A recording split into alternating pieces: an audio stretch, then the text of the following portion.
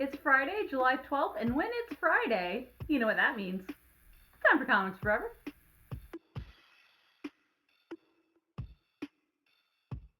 Welcome back to Comics Forever, the weekly show where I tell you about all the comics that we love that you should be reading. I was lucky enough to see Longlegs on Wednesday. Don't worry, no spoilers. Spoiler-free zone here. You're safe. But I do have serial killers on the brain. More so than usual. Because, obviously. In fact, I actually have a really interesting Ted Bundy connection. You see, I'm from Tallahassee, and so my producer is telling me that if he hears me tell that story one more time, he's gonna kill me. So without further ado, here are some comic books that are serial killer adjacent. Much beloved by everyone, and probably the first Elseworld. I think it came out and then was retroactively called an Elseworld. Anywho, one of the first Elseworlds, Batman Gotham by Gaslight. This one is by Brian Augustin and Mike Mignola, and it is all about Batman in the Victorian era hunting down none other than Jack the Ripper.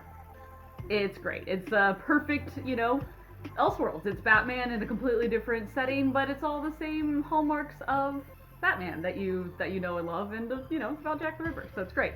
Plus, coming out in single issues nowadays is the sequel, Gotham by Gaslight, The KRYPTONIAN Age. This one's really cool because it builds on the same atmosphere and setting of the Victorian era, and it's bringing in all of the DCU. We've seen hints of Superman, of course, KRYPTONIAN Age, and Wonder Woman, and Talia al Ghul, and Hugo Strange, and all kinds of characters are popping up, and there's only 2 issues out. So it's fantastic. I highly recommend it. If you haven't read the original, definitely grab that, and, make sure you get the sequel.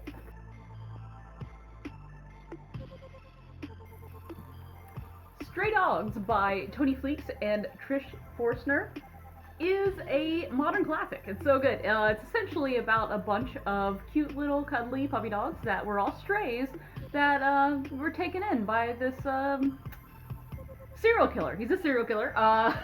He kills the owners of these dogs and then keeps them as the trophy of the kill. So he's got a dozen dogs. It's not good.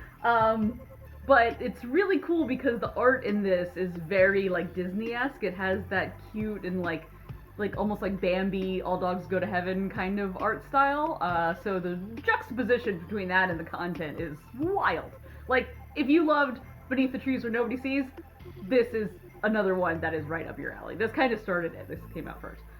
Plus, if you dig Stray Dogs, you'll also dig the sequel, Feral, that is currently coming out. It is essentially the story of 3 house cats that get stranded outside in the woods during a rabies outbreak. So it is a zombie apocalypse book.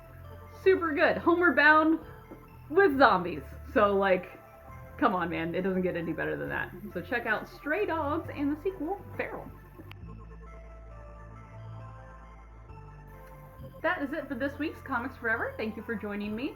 As always, you can go to my podcast, Tales from the Short Box, wherever you get your podcasts, for more recommendations and comic talk.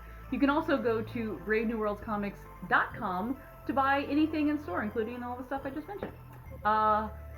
Plus, unrelated to the shop, go see Longlegs before somebody spoils it for you.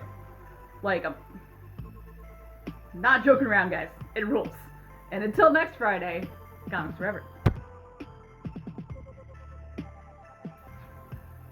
I swear I'm not getting paid by Neon, but if you want to, Neon, I will accept payment.